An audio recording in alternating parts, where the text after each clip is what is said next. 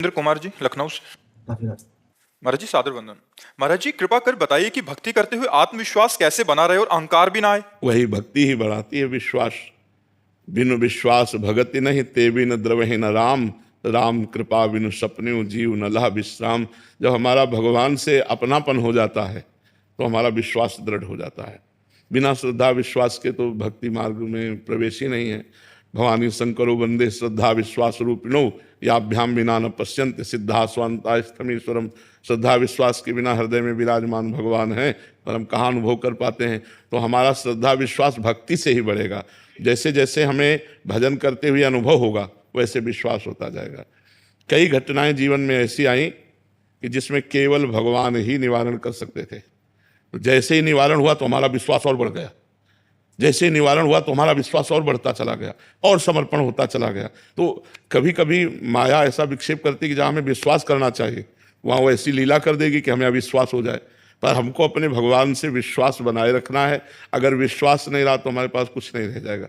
और जैसे भक्त लोगों को लोग ठग लेते हैं तो विश्वास के कारण ही तो ठग लेते हैं, फंसा लेते हैं विश्वास के कारण। जैसे आप कहो कि आज हमने देखा आम जो है वो नीम की तरह कड़वा था, तो हम विश्वास मान लेंगे होगा, ऐसा हो सकता है क्योंकि हमारा विश्वास ही सब कुछ रहा है। तो तुम जो बोलोगे हम विश्वास मान लेंगे। संसार का व्यक्ति क्या होता है, वो हर बात पे तर्क करता है, हर बात पे प्रश्न खड़ा करता है, हर बात में संशय खड़ा करता है। और जो भक्तजन होते हैं उनके अंदर संशय नहीं रह जाता, वो विश्वास ही उनका सब कुछ हो। इसीलिए कभी कभी ठगे जाते हैं भक्तजन।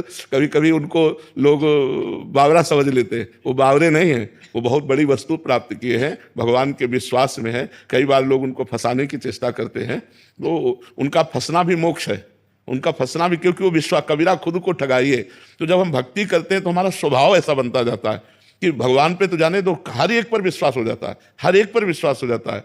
बस यही तो भगवान की कृपा होती है कि जब भक्ति और बढ़ती तो जैसे हर एक पर विश्वास हो जाता है, हर एक भगवान नजर आने लगता है, इसमें भी भगवान, इसमें भी भगवान। तो ये भक्ति ही पहले हमें श्रद्धा करना होता है और संतों के वचन सुनकर भगवान पर विश्वास करना होता है।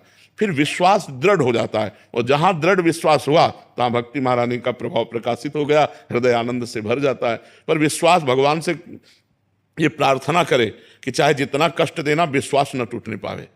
एक बार किसी बात पे हम बहुत चिंतित थे तो एक पागल एक छड़ी लिए था और ऐसे घुमा रहा था और हमारे सामने आया, ऐसे गा रहा था, ऐसी शक्ति हमें दे न दाता, मन का विश्वास करो।